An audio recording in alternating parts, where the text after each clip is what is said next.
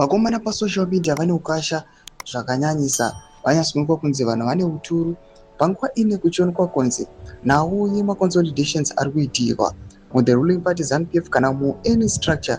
Panguva ine zvanyatsoonekwa kunzi zvigananda zvakanyatsogadzira size ihombe yekuuya panguva ino vachicapture pamwe chete nekubvisa anyone ari opposite to 2030.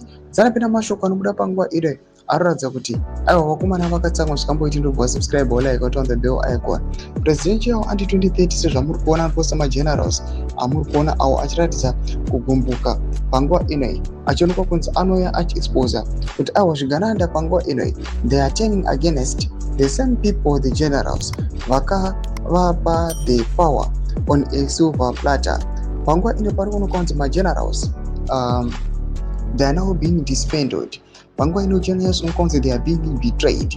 Vachionekwa kunzi these zviganandas they are now installing themselves in a country.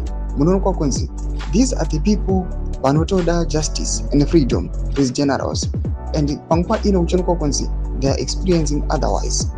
Experience the opposite. Instead of receiving justice and freedom, they are the ones vari kuonekwa kunzi vari kuendewa against. Some they are being fired, some they are being reassigned, vamwe vanongotsakatika. Ndoma developments ari kubuda panguva ino muZimbabwe pamusoro peCap 3, and panguva ino tichiona kuti mazuva mashoma asara kuti panguva ino this bill ingangopasiwa. Zvichazoitika kumberi nyika yeZimbabwe inozongoona zvaitika. Pinda comment section medu dzakuru muri kudii pamusoro pechitiko ichi. Musangana subscribe or like, chete on the bell icon.